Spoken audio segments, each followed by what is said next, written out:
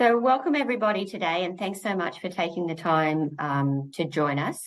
My name's Kilcoy, and I am one of the program officers with the local government coordination team at State Library of Queensland. Before we start, I'd like to acknowledge the traditional owners of the lands on where I'm meeting with you today, but also where you're meeting with us today. And I'd like to pay respects to their ancestors, past, present, and future, and I guess acknowledge the deep connection that they have with the land, but also the deep connection that they have with storytelling as well.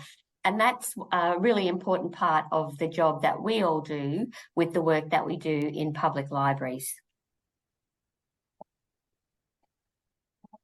So today we have special guests, Tracy King, who's the Manager of Libraries and Galleries for Noosa Shire Council, and we've got Carolyn Smith, from the Arts and Culture Manager from Somerset Regional Council, and they're both going to be having a chat to us about the process that they've been through with regard to activating some of their library spaces. So Tracy will be talking about their Makerspace at the library, and Carolyn will be having a chat to us about some of the work that they've done about reimagining their library space at Kilcoy and activating the space.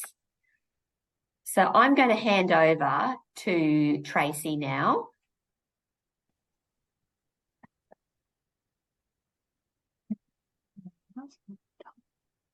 Thanks, Gina. I'm just trying to share my screen. Just let me know when that comes up. It's great. Thanks, Carolyn. Thanks, Tracy. It's there. Okay. I'm sorry. I just have to try and move you around a bit.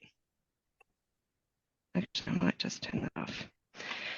Thanks, Gina, and thank you to State Library of Queensland for the opportunity to share our story on our Makerspaces with you all. Today I'm going to be joined by Heron Fiedler, who is our Digital Services Officer, and I'm hoping can answer any of the technical questions that I may not be able to answer. But I've just been alerted that we have a power outage at Noosaville Library, so we'll see if he can make it with us today. Before I move on, I'd like to acknowledge the traditional owners of the lands that I'm meeting from, which are the Gubbi Gubbi or Kabi Kabi people, and pay my respects to elders, both past, present, and emerging, and extend my respects to the traditional owners of the lands that you are all meeting on as well. So today I'm talking about our two Makerspaces. We're fortunate to have one in each of our library branches at Kilcoy and Noosaville Libraries. The Kilcoy Makerspace was launched in 2018 and funded through a $25,000 State Library of Queensland Strategic Priorities grant. With this Makerspace, we repurposed a traditional tech training room. So I guess imagine a room that just had two big desks, rows of desks with big PCs on them. And we transformed the space into an area with designated areas for making, learning, and socialising. Our second Makerspace at Noosaville Library opened in 2019 as part of a bigger capital works refurbishment project. We modelled both of our Makerspaces a bit on the smaller scale to the edge at State Library of Queensland. Both spaces have a digital focus and include 3D printers, virtual reality systems, sewing machines, an overlocker in each space, and a range of robotics kits that we already had. We've also recently added a small laser cutter and a cricket machine. The Makerspaces were one of our most innovative projects, and it was a first for our region, as there wasn't anything publicly accessible like this in Noosa. So when we set out, we really didn't know how to start. So I thought it would be valuable to share the story with you on how we did it. So just like planning for an assignment, we did lots and lots of research. So we read as many books as we could. We visited whatever Makerspaces we could find. We went to different schools. We went to universities. And of course, we visited the Edge at State Library. We connected with our community in various ways, trying to understand what they were interested in, and really what other talent we already had in Noosa. We spoke to customers in the library. We reviewed event feedback forms, our customer satisfaction survey. Sorry. We took every opportunity to attend local digital innovation events, and through these events, we became connected with a wide range of individuals and organisations who were passionate about the tech we were hoping to use. And these connections have been invaluable in us, helping us to set up the space and operate the space. They helped us determine what equipment we would hold in the space. They helped us create our policies and procedures and develop ideas for our workshops and who in the community could deliver them. We asked if we could access existing information and not, reinvent the wheel, like our policies and procedures, and use what people had already developed. And it's amazing how much people are willing to share with you if you ask. We also eagerly started looking for funding, so both for the space and for future programming. And we've been fortunate to have funding support for our Makerspaces and the programs through things like, obviously, the Strategic Priorities Grant, National Science Week, Regional Arts Development Funding, and Engaging Science grants. We also decided what our key goals were for the spaces, and I'll talk a bit more about those as we go through the presentation. So you had originally just decided that we would create the space and purchase the equipment, but as we were starting to near the launch date, we realised that to attract people to the space, we really needed to activate the space. So to do this, we firstly looked at whatever programs we had and the existing relevant programs, such as, our robotics programs, or I think we even transferred our tech help workshops into the space. For a while there, we even moved some of our collection into the space, so any books around ICT or computers, to raise awareness that we had a new space. We then worked towards developing a new suite of digital literacy programs, and we centred each program on key pieces of technology. And our priority was to start at the beginner level with very small projects. So the pictures you see there are some of the things that we started with and still actually build within our Makerspace programs, like the little ring that you see and the little key ring that you can put on school bags or pencil cases, things like that. And the great thing about having a really small 3D print build is that you can design something like that within a lesson and print it out, and that the attendees get to take something home within the same workshop. One of our goals was that the library team could field questions about the equipment in our Makerspaces, just as well as they could help a customer on the photocopier. So we created an internal working group with champions to learn the new technology, and these champions then on-trained other staff. With additional grant funding, we hired local professionals to develop and deliver workshops, and we rostered staff to assist in these workshops, so they were also given an opportunity to increase their skills. I must say that continuing to upskill library staff is an ongoing and challenging environment of work technologies, and following COVID and staff turnover, we still are on this journey as well.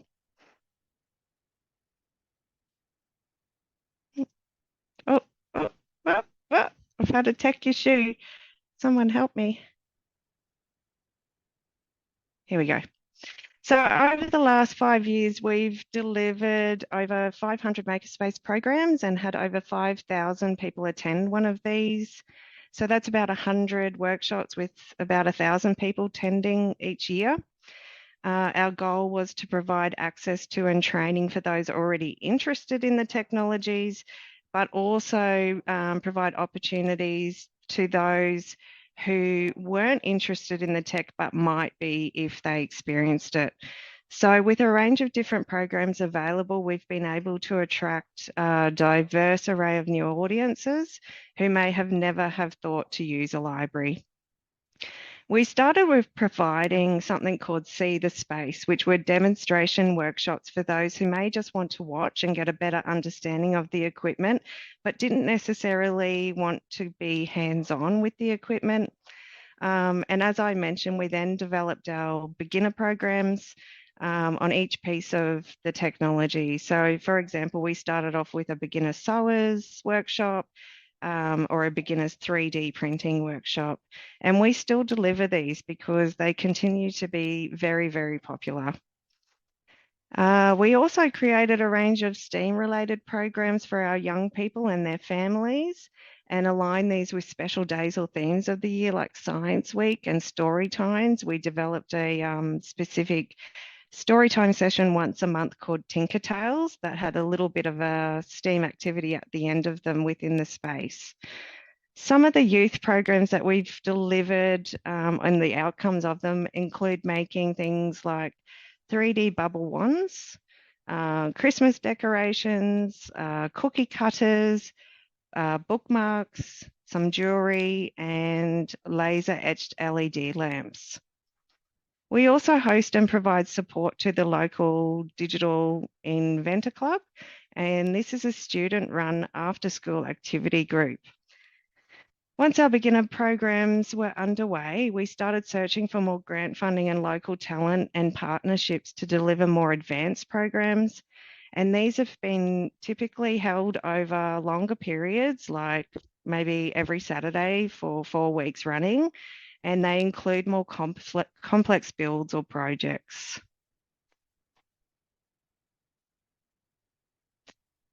Another goal was how new technology could attract and engage our creative communities. And one of my favourite programs that I wanted to mention has been the 3D design and printmaking workshops, which we were fortunate enough to get some regional arts development funding to deliver. This is a program that my colleague Heron developed, and it focused on using computer design software and 3D printing to create plates that can be used for embossing, printmaking, or stamping into clay. The aim was to attract artists, local artists who had experience with printmaking, paper making, and ceramics. And you can see the beautiful artworks that they ended up creating there. The 3D printing of printing plates is such an innovative program that we're only just starting to see these types of programs emerge internationally. So it's a program we're incredibly proud about. And from this program, we now have the press gang visiting our makerspace regularly to use the 3D printer and laser cutter to make some of their printing and embossing plates. Another program we've delivered that I wanted to highlight is the tilt brush virtual reality painting. The Banksia image that you can see on the screen is one of the artworks created by a local artist called Judy Barras, and she did it using our virtual reality system. It's really beautiful. We've also created a range of earrings and brooches using our 3D printers and laser cutter, and we've more recently introduced a range of traditional crafts like knitting, sewing, like traditional sewing and crocheting, and these are becoming more and more popular. We knew at the start of creating our makerspaces that we hoped to build a makerspace community. We really wanted to build or create a group of people who wanted to use the space independently and would help other makers overcome any obstacles that they were having with using the technologies. We were lucky enough to be able to provide a different option, which was a membership option, and users pay $20 to become a member. They then undergo the required induction and safety courses, and they get a membership card to access and use the space independently outside of workshop times. We now have 279 members of the Makerspace since opening the first one in Kilcoy. Whether you have independent maker membership access or not, a great way to help activate your space is to share the stories of what people are making. And that's one of the strengths of public libraries, is to be able to share our stories. I've added a variety of different pictures up here to provide, I guess, a variety of different ways that people are using our spaces. In the top right-hand corner, it doesn't look like much, but this is our new library customer service desk. And before we had it built and delivered, we 3D designed and printed it out to see if it would suit our space. The library team here take any opportunity to use the technologies in our makerspace. We create all of our collection signage ourselves. And I think we've even printed out missing toy parts. So the opportunities are endless. Underneath that picture is a man named Paul. So Paul has been using the 3D printers in the makerspace to recreate parts of his vintage Hawker Demon aeroplane engine, which was used during World War II, and that's his family with him.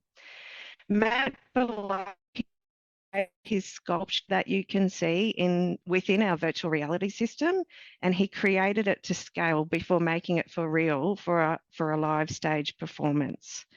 Kim, and I couldn't fit another picture in of Kim, but she was a wonderful example. She printed a prototype of a chair design and gained enough knowledge to incorporate 3D printing into the local TAFE's interior design course. Natasha, with the beautiful orange hair there, uses our 3D printers to create her cosplay costumes, and even built her own Harry Potter, Snitch and musical box. And Anita on the bottom with the beautiful artwork is one of our local artists. She's a regular user. She uses all the equipment within the space, but in this picture, she is creating a pillowcase using her artwork. The stories of how people use makerspaces are fascinating, and the opportunities are really endless. So that's the end of my presentation, and I'd like to thank State Library of Queensland again for offering me an opportunity to share our story with you. And thank you all for joining us today and listening. I'm happy to open it up for questions, and if there's anything further information that we can't provide to you today, I'm happy for you to reach out to Heron and I after this. Tracy, it's Gina here. I just want to say, if people have got any questions, they can just pop it in the Q&A section. And Karen, yes, it is being recorded and it will be uploaded onto Public Libraries Connect later on in the week. There is a question from Jacob. He's saying, "Hi Tracy, what a fantastic space you and your team have created. How many staff are involved in creating, delivering and maintaining or servicing the makerspace?" Well, that's a great question. I think it has evolved over the 5 years. So in the beginning, there was a core working group of maybe about 4 of us. And we were really fortunate to be able to reach out to, as I said, local partnerships or local talent we had in the area. And we're lucky we have the Peregian Digital Hub here that has a lot of strong connections with experts in the space. As we've transferred through the last 5 years, it's evolved. So there's definitely been staff within the Noosa Libraries team that have come forward and are really passionate about using the makerspaces. So we've gained another around 3 staff who will deliver some of our workshops. They started being trained and delivering our beginner workshops and have only just started delivering our advanced workshops. But mainly we have Heron, who is our guru of all things makerspaces, and he leads the training for staff. Whenever there's something new, we like to go out and see if we can find some talent in the community to come in and be able to deliver training for all. I hope that answers your question. Now, so there's a question from Brad. He's saying, "Everything looks fantastic and I'm striving to get a lot of those programs within my council. What were the names of the grants that you applied for to create the space? And can I possibly get a list by email and a copy of the presentation. So we'll make a copy of the presentation. We'll upload the video onto PL Connect, but I'll also get a PDF from Tracy and from Carolyn at the end of this with their PowerPoint, and that will be available there. But Tracy, do you want to just mention those grants again? Yeah, sure. So we built our Kilcoy Makerspace through the State Library of Queensland Strategic Priorities Grant, and other funding avenues we explored were through National Science Week, Engaging Science, and Regional Arts Development funding. So there are a few examples. Now we've got a question here from Wendy. She said, have you considered using volunteers in the Makerspace? We did consider using volunteers. So just pre-COVID, we actually developed a Makerspace volunteer PD, and we were ready to have volunteers within the Makerspace. Unfortunately, I'm sure that you'll feel the same way. COVID has had a significant impact on our volunteer base, and we've not progressed with using volunteers due to our volunteer numbers decreasing so much. Jacob's got another question for you. Can the Makerspace be accessed 24/7 by inducted users? And if you are not an inducted user, can you still attend programs in the space and use the equipment without being inducted? Okay, a few questions there. No, we do not currently offer 24/7 access, although our Kilcoy Makerspace is in an area that could have that potential because the meeting rooms are 24/7 available. Well, up to 10 o'clock at night, we have them bookable. So I guess it's an avenue for the future. You do not need to be a Makerspace member to attend any of our workshops in the Makerspace. However, if you do want to use the space independently outside of a workshop time, you do need to pay the $20 to become a Makerspace member, and a requirement of that is to undergo the induction, which has the safety sign-off within that.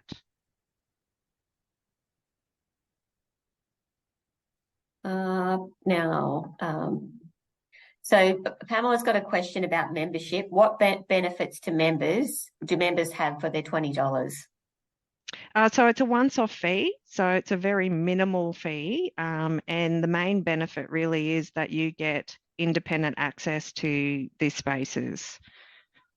That's the key benefit, is that you don't need to be in there with a library staff member, and you have extended hours, I guess, to be able to access and use the equipment.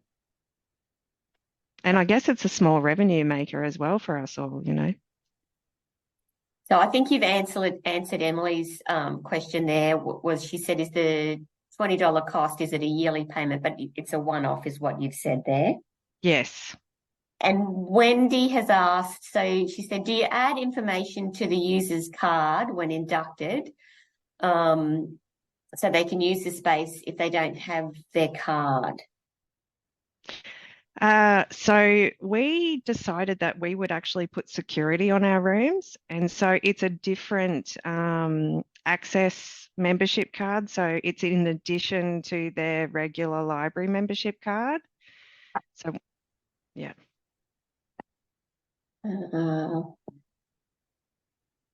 Michelle's asked, if you're a member, do you still need to book the space? If you're a member, you can access it at any of the times outside of workshop.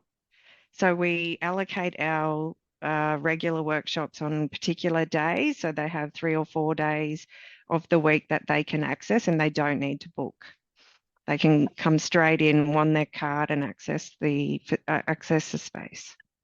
And Carolyn's got 2 questions here. She's asked, how did you come up with the cost, and what kind of safety measures are covered in the induction? So how did we come up with cost? So the great thing about applying for grant funding for something like this is it really forces you to list out what is required to develop the space. So I guess our costings are really were predominantly based on the equipment that we were putting in there. So we started off with, I think, 4 up minis, 2 bruisers, 4 sewing machines, an overlocker. I think we had a couple of desks and some lounging furniture, and we had some benches built. So the costings really for the space were, around how much it cost to put all of that into the spaces. The safety thing, was there another question there? Yeah, so what kind of safety measures are covered in the induction? Is Heron online? Heron? Heron should be here. I don't know whether you can hear me. Yes, I can hear excellent. you. Heron actually Excellent. delivers all of our induction workshops, so he would be better off answering that one, if that's okay, Heron. Yeah, no worries at all. So our inductions cover a basic occupational health and safety induction. So things like fire exits, what to do in emergencies, that type of thing, notifying the participants that there's first aid assistance available, all that sort of thing. So it is your pretty standard occupational health and safety induction to most of the buildings that you'd normally enter into, particularly for government workshops, would be the best way to answer that. Thank you. Yeah, Tracy, Carolyn just wanted to clarify. She was just asking about when she asked about the cost, how did you come up with the $20 membership cost fee? Oh, okay. Can I be honest and say initially it was just a trial? We weren't sure if it would be, if the community would take it up. So we were also aware that we didn't want to make it too expensive and not accessible for our wider community. So we made the fee quite small, but it was really based on, if I can be honest, nothing in particular. It was just us coming up with a minimal charge as a trial, and we've stuck with it. And Samantha's got a question. She said, have you got any issues with the same people monopolising the equipment if it's not bookable? I do recall in the early days we did have a lady who used to come in and always be in the makerspace using our sewing machines. She would repair all of her clothes for her family in there. We ended up using it to our advantage in that scenario where she became someone that was able to actually help others within the space, so it wasn't so problematic. But Heron, are you seeing anyone monopolising the other equipment recently? No, not really. People do tend to get very project oriented, so they may come in and start to monopolise the equipment then. But there does tend to be an understanding within the spaces that it is a shared space, and people understand that you can't stop a 3D print halfway through a 3D print or interrupt somebody who's in the middle of sewing a garment. So there is that general understanding, and it's something that we do emphasise during our inductions, that it is a shared space and it is a community space, and we're there to help each other out. And the idea is that it's a community that we're trying to build. So essentially we encourage everybody to play nicely together. Those that have been doing the monopolising of the equipment only do so for short periods of time, and their understanding and recognise that they are monopolising things and are quite happy to share and allow other people to use the equipment, so to speak. So yeah, generally everybody plays nicely in the spaces. Tracy, Carolyn's just got another question with regard to the $20 membership. She's just wondering whether it covers consumables. It offsets consumables. We don't look at it to cover all of our resourcing, which is potentially why we've been so proactive about getting other external grant funding opportunities to support the space. And we did initially have an idea that we would also charge for filament. However, when we started to unpack that, like one of those little rings that you could see, or key rings, would cost about, 15 cents, and the time it took for our staff to actually weigh a build and be able to charge, we didn't think was feasible for the cost of the item.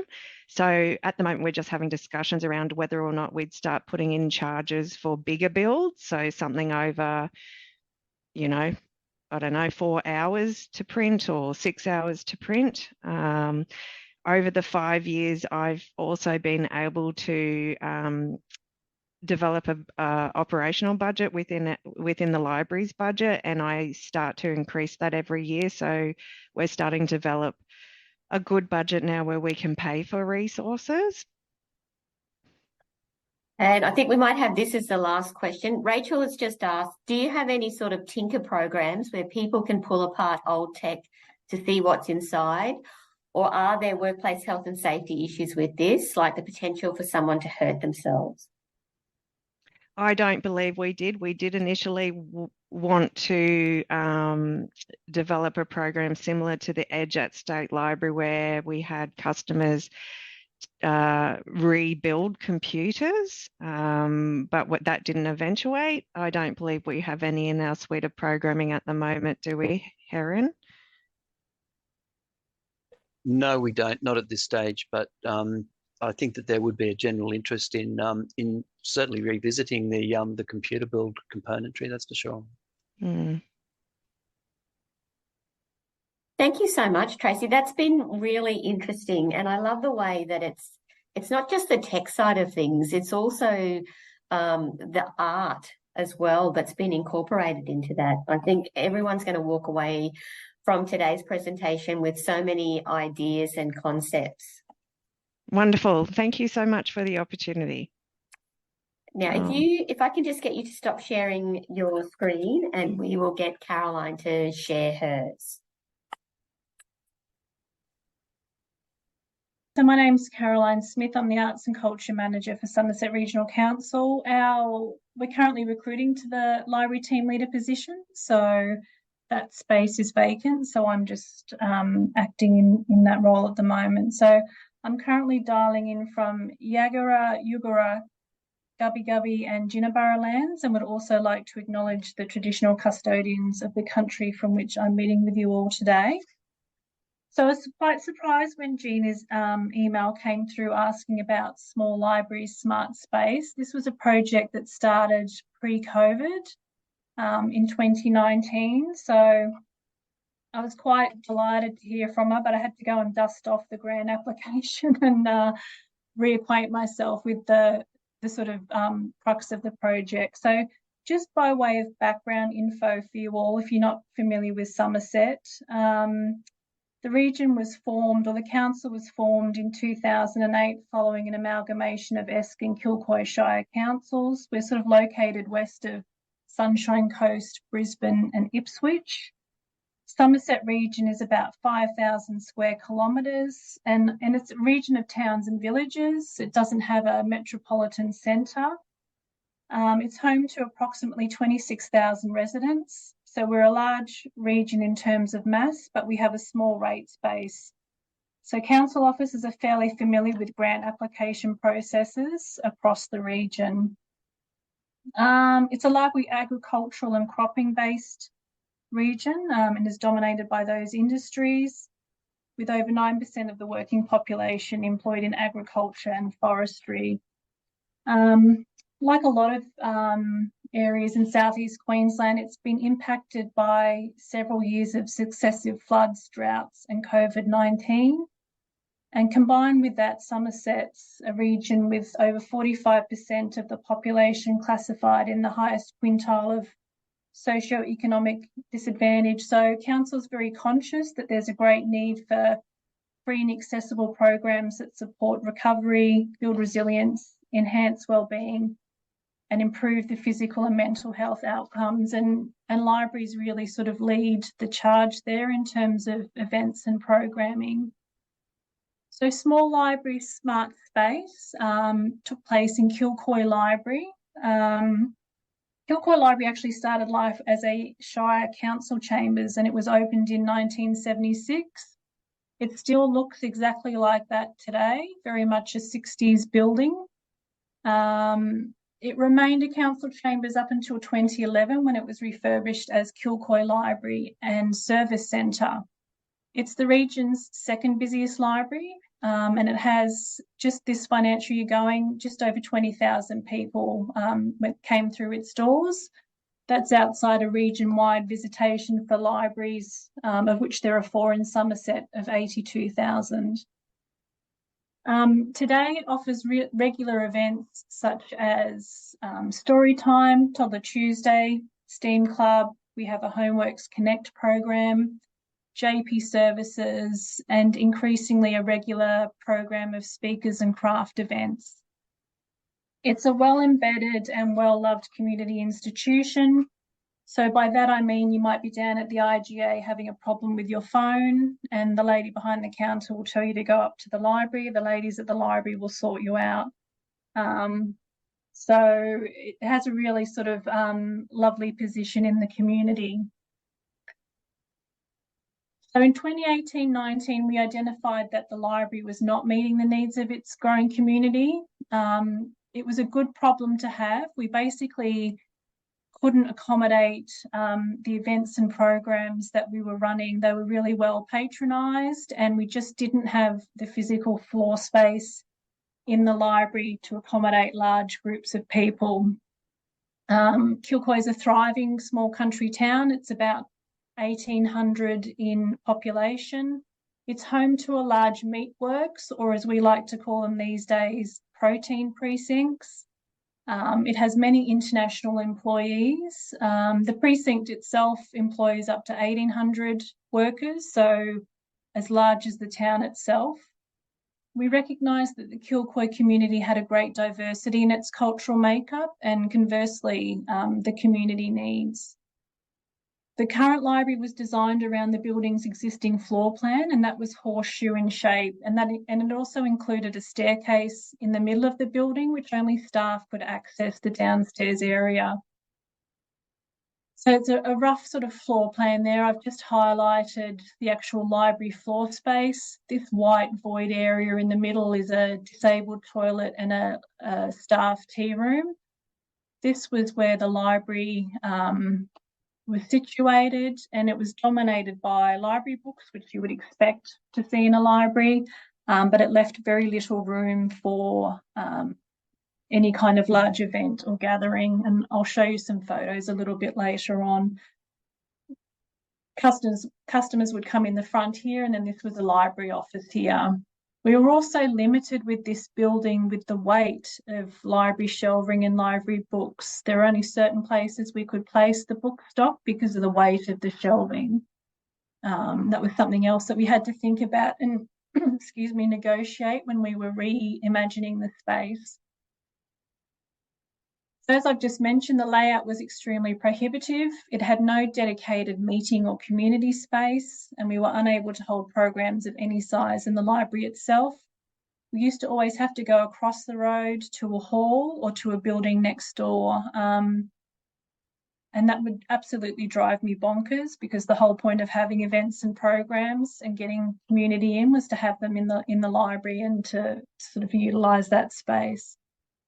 What children's area we did have was cramped, and it had minimal space for books and multimedia materials, and it was extremely limited in terms of having any sort of children's programming.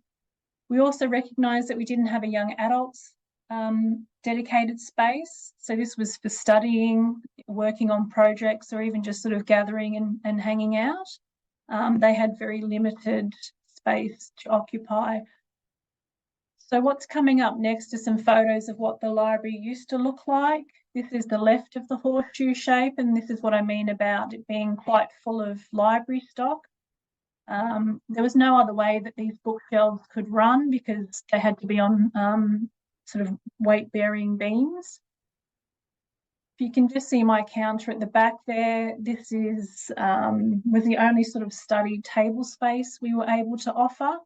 And this is part of the internal staircase in the middle there.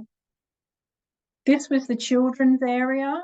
And then just at the rear of the photo is where the staff circulation desk and office is. This is the entrance and exit of the internal staircase. And if this was quite full of children, you had to be very careful because that door opens out into the children's space that you didn't collect small people on the way. This is one of our story times. We just sort of missed the staircase on the right there, but you can sort of see what I mean about coming into that area there. It was quite full. You had to be very careful. This was one of our events and activities also in the same space. We had to push quite heavy shelving back and out of the way to offer any sort of seated area for customers. That's not really comfortable. And that photo looks really tight, and it was. So that's why we wanted another space. So staff had a clear vision of what we wanted the library to offer. We knew that by reconfiguring the library layout, we could create a flexible space, more capable of meeting the changing needs of residents. We wanted the space to include increased access to electronic media, new technologies, a functional area for children and young adults, and a space that the community could just gather to learn, for learning and for leisure. Although we thought we knew what the space should offer, we knew that the community consultation was key. So although we took responsibility for leading and delivering smart space, we wanted to make certain that the community had a role to play in ensuring that we moved forward with a shared vision. We engaged individuals and community groups such as the local RSL. We had play groups that frequented Kilcoy Library, so we made sure that we spoke with them and asked what they wanted out of their library refurbishment. We had an ESOL group that would meet weekly in the library, and they were a really key group for us to meet with and engage. The Kilcoy Global Foods, the large meat works that I referred to, employs over 50 nationalities, and Kilcoy Library is a really key vocal community group for these new arrivals and international travellers. They come in, they access the free PCs, they come and do printing, they get a lot of their paperwork signed and certified. So we knew that that was a really important user group for us to engage with. And while they would come in and utilise those services in Kilcoy Library, we found that their family and extended sort of networks didn't necessarily come into the library and utilise it for events and programs. So we made sure we spoke with them and asked them what they would like to see in the space as well. We wanted to make the space flexible. We wanted it to be visible. And by that, I mean that whatever community group or event we were using, we wanted it to be visible to other people coming into the space. And we wanted it to be inclusive. We had written surveys for people asking what they wanted to see in their new library. And they were all fairly pretty much said the same thing and I'm not sure that you can necessarily read the responses here, but they've indicated the space is too small. They'd like it bigger. They want a dedicated study space, areas for reading.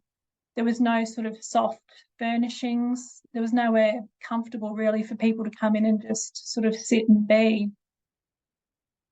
So in 2018-19, we applied for a strategic priorities grant and we were not successful, unfortunately. However, not deterred, we touched base with colleagues at the State Library of Queensland and we applied for a library priority grant which utilised some of our public library grants. So that's the book grant that we get annually. And what we did there is we actually took 2 bites of the cherry, if I can put it that way, and asked to utilise some funds from our 2018-19 priority grant and also funds from our 2019-2020 grant. That did impact what we could spend on our library book stock. But we had been buying quite sort of strategically around about that time. So we thought that we could probably absorb the lack of funds.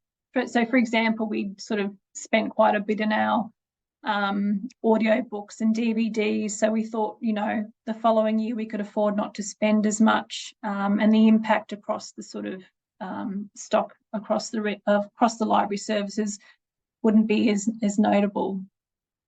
So the works we had undertaken included removing that central internal staircase, and we had a staircase added externally for out of hours access and as an emergency exit. We reorientated the library office. We had the foyer made smaller, and we had a nice big flexible event space with a wet area kitchenette added, that was able to be closed off if we needed it to. And we added soft seating and a study space. For the following slides show what the space became. So that photo there is also the same space that was rammed full of library books and bookcases. And this is now our children's area / flexible event and study space. So this is sort of pre-opening to the public. That's that space from another angle. This is sort of cupboards and a kitchenette here. These are books on wheels that you can roll in and out, sort of enabling you to close this partitioned area if needed. This is a new public computer area, and there are also now some soft couches and furnishings here. This is just a nice comfortable seating area. There's a TV up here and people can access magazines and newspapers or just sort of sit and hang out if they want to. This is where we've relocated a lot of the book stock to, this side of the horseshoe, and also just out of shot here as well.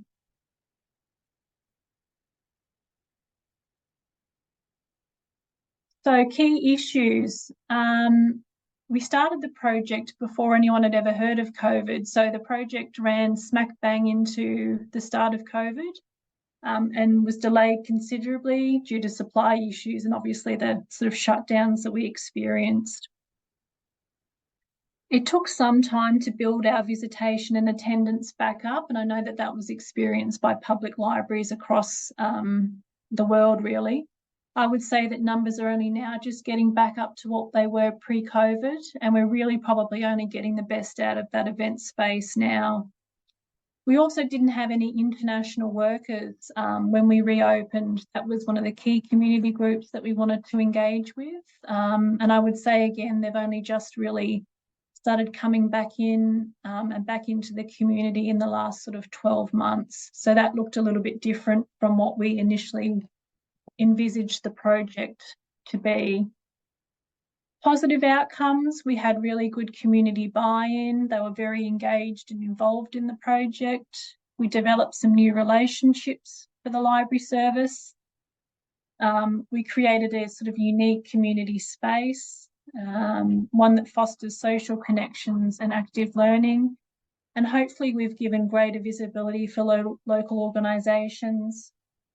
So we had a craft workshop this morning, and we had one of our nursing homes come in at Alkira to come and do some craft. We've had we're quite big on craft actually in Kilcoy. We've had another craft group come in, and they just meet and are quite autonomous from the library service, and that's also what we wanted. We wanted groups to come in and own the space, and not necessarily be library or staff-led. So the following are just some slides showing you how the space is being used now. This is a crystal workshop that was delivered fairly recently. one of our story times, and you'll see Cara popped up a lot. We do have lots of other library staff here, but she's someone that's really engaged and delivers a lovely programs. This was a well-attended rug making workshop. And this is one of our other library members of staff, Amy, delivering a terrific story time. So the space, it's just, it doesn't have any fixed furniture or fittings. We can wheel things in and out of it. And it's just really flexible. It's exactly sort of what we wanted and needed, really, and what you didn't really find elsewhere in the community in Kilcoy. So rather than designate a fixed meeting room for a particular activity, we considered how the space could be used for multiple purposes to best meet our community's goals, as well as promoting functionality. Small library smart space is where discovery and community intersect, fostering social connection among people of all ages by providing active learning that encourages exploration and play. And I just love this photo, and I just think, well, what better place than your local library to check your pirate hat and heels in the mirror before you head out. So, yeah, thank you. Thank you. That's the end of my presentation. Apologies for the tech issues at the start. Yeah, but I hope you've enjoyed the presentation. Happy to take any questions now or later on if you think of anything. Thanks so much, Carol. And if anyone has any questions, if they just want to pop it in the Q&A section. Feel like I've flown through that.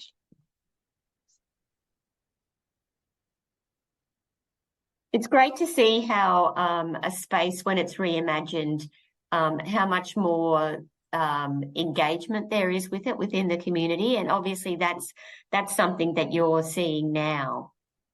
It is. I would think probably it's definitely gathered steam this year, and we probably saw the start of it last year.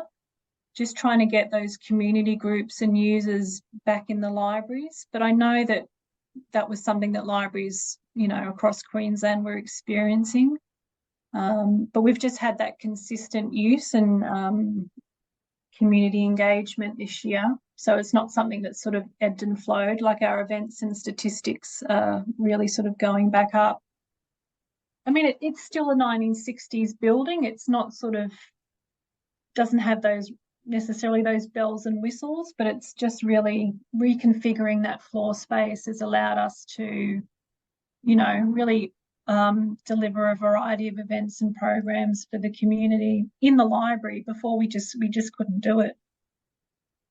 I think everyone can relate to that. When you work in libraries, you just have to adapt to the space that you have and utilize it to the best of your ability.